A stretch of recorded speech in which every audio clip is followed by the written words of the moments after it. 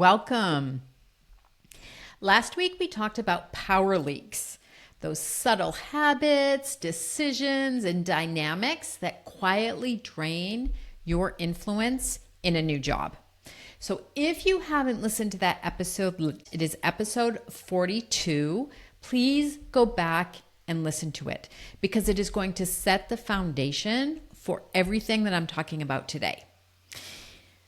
When we talk about power leaks, awareness is the first step.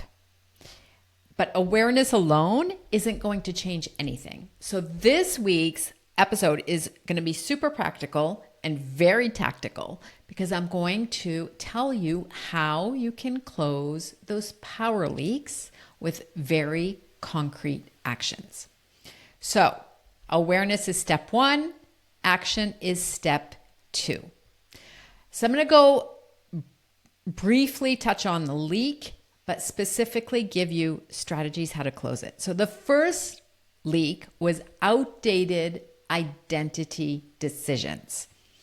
And that was the leak where you keep operating like your old role instead of the role that you've just stepped into.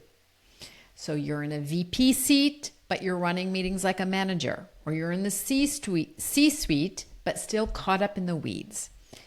And if you don't upgrade how you work, others won't upgrade how they see you. So there are several ways to close it. The first one I suggest is to start with a calendar audit.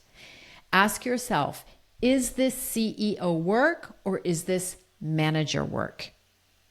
Is this VP level work or director work? Would a CEO be doing this? And if it doesn't, if what is on your calendar doesn't match the level you're in now and what you think it should be, then it needs to be delegated, reframed, or dropped. And you can reframe your time around what I also like to think of as the altitude of leadership. Not that any of these are better than the other, that's not what I'm saying, but the higher you go, you need to have a wider view. So what I call low altitude are tasks and updates. Mid altitude are things like team execution. And high altitude, where I hope that most of my listeners are operating, is strategy, direction, alignment, external alignment, internal alignment, long-term thinking. So if you're not spending most of your time at high altitude, you're actually signaling to other people the wrong identity. Another strategy that you can use is shifting your meetings. They are not reporting or update sessions. They are decision sessions. You can ask, what are we deciding? What is at risk? Where do we need cross-team alignment? What is the impact 6 or 12 months down the road? Those are the kind of meetings that you should be having. And of course, you can delegate. I did a wonderful episode a few episodes back called Delegation Benefits Everyone. And I just really encourage you to delegate what you can. And don't hand over tasks, hand over ownership. And there's a way that you can also frame this is I'm stepping out of the day-to-day details so that you can step in. This is the outcome I expect. This is how I expect you to take complete ownership. And you have the authority to do it and deliver it. So every time you take yourself out of the weeds, out of the detail, and into high-level leadership, you send a signal that you belong there, and people start treating you that way. So that was your first power leak around your identity. The second power leak was external expectations. External expectations were bending or adapting to do what you think others expect of you. Saying yes to your boss because you don't want to disappoint, or accommodating every team member request because you want to be liked, over delivering. So there are different ways that you can plug that leak. There is also a 3P filter: priorities, people, positioning. And what I mean by that does this serve my priorities? So you're making a conscious choice. I love the concept of conscious leadership. That is where your power lies. So you are making a conscious choice. Does this serve my priorities? Does this help my people? Does this serve my positioning as a leader? And if it doesn't hit at least two of those three, then it's a candidate for no. Then you don't do that. Okay, you are not working to satisfy what other people want. You have a remit. That is what you should be working towards.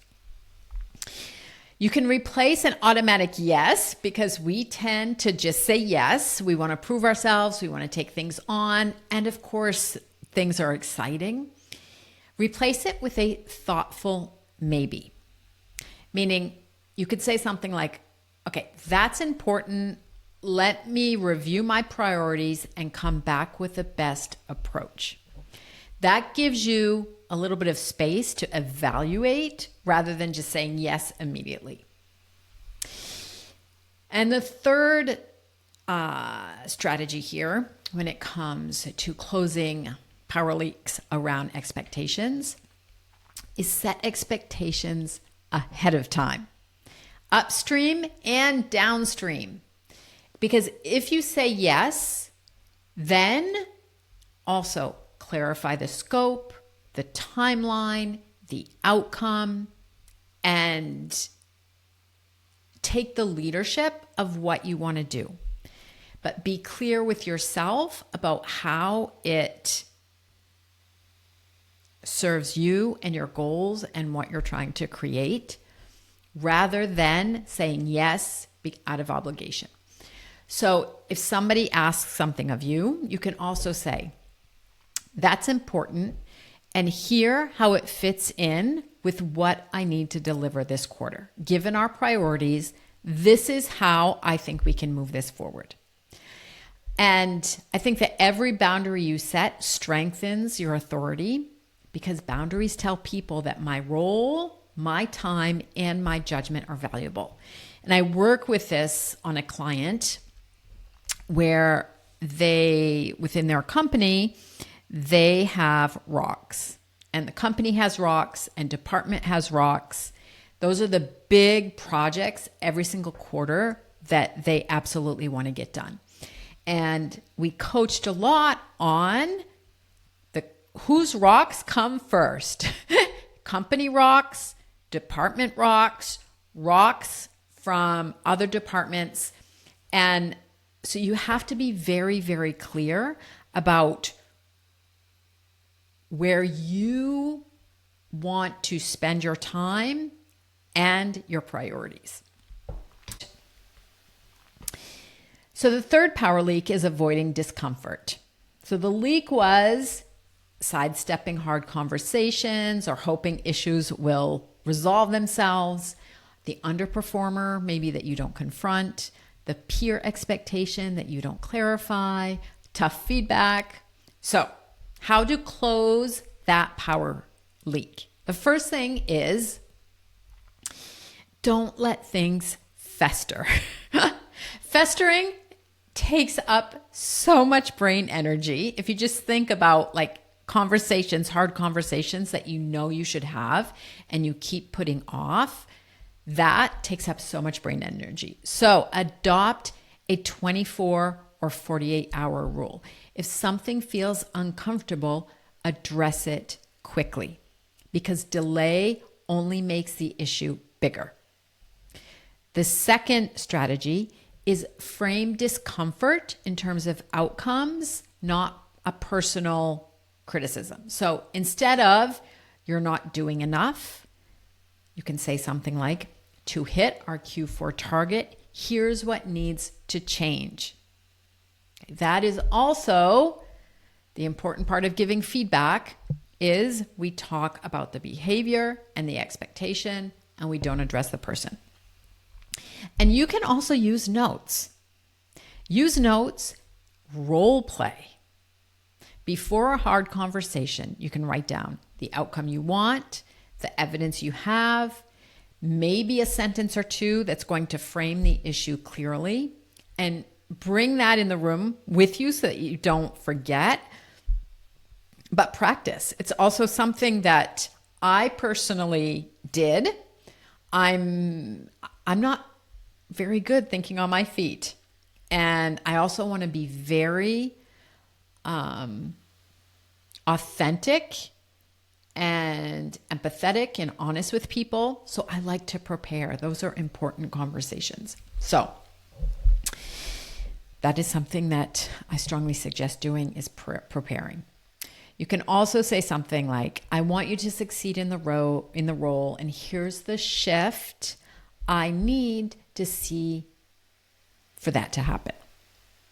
Because every time you avoid discomfort, your credibility erodes. And I want you to be able to manage discomfort regularly because it gets easier.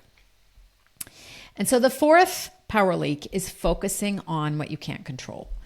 And I mentioned this in my last episode. This is probably where I see just so much wasted time and energy and drama. There are so many things that you cannot control. Your boss's decision, a reorg, something your peer said.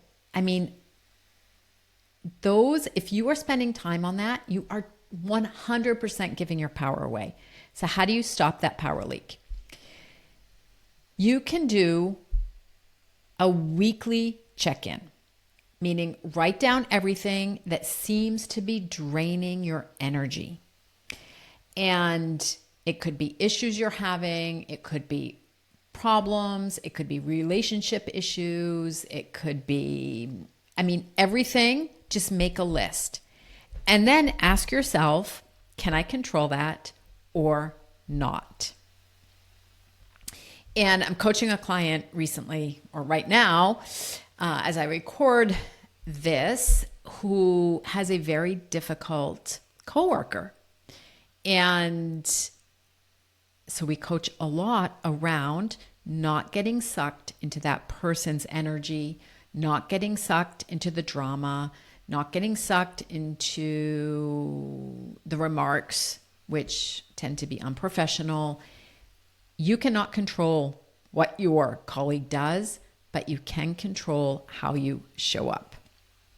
So I just like to check in once in a while, because we also are in the weeds sometimes too much, and we don't take a step back.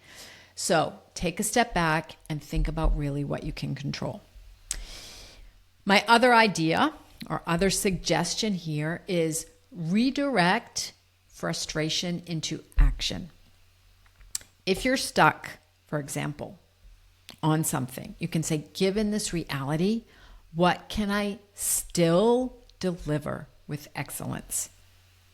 What can I do even in this situation, which is difficult?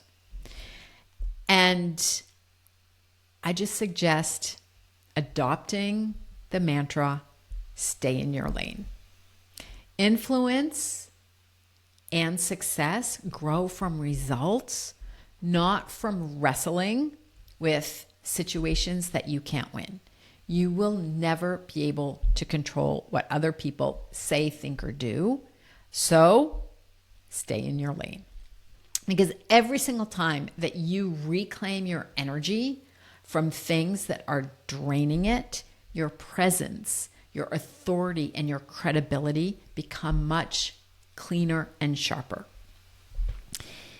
So closing all of these power leaks, it isn't just about being more efficient at work. It's also about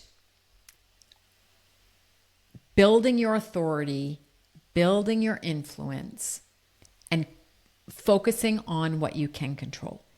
Every time also you close a leak, you teach people how to treat you.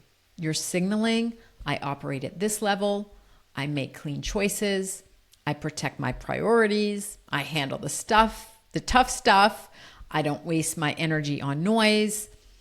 And there's a ripple effect. Once you start operating like that, you've taken your power back and you build a strong reputation where people trust you, they count on you, and they see you as someone who leads at altitude. That is how credibility compounds in those first 6 months. So I would love to know what one action you will take this week to plug one of your power leaks. Not all 4, but just start with one.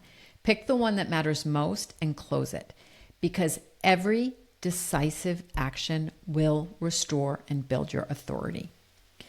It's not about being perfect, but closing everyone is going to help. It's going to help build your power, build your reputation, and strengthen your impact. The arena is yours, and it is your job to step in and make it count. Now, before we wrap up, I want to connect today's episode also to something very practical happening next week. Because when you also close those leaks, you free up influence. And one of the biggest places to channel that influence is budget season. And so I have put together a lunchtime lab. So it is 3 lunchtime meetings next week, starting the week of October 20th, where there are 3 sessions. We're going to talk about how, step by step, you can build a CFO ready case for 2026 budget, pre-wire your support, and get buy-in in the room. It's not theory, it's very practical. So you have all of the details in the show notes. I hope to see you there. Until next time, go be brilliant.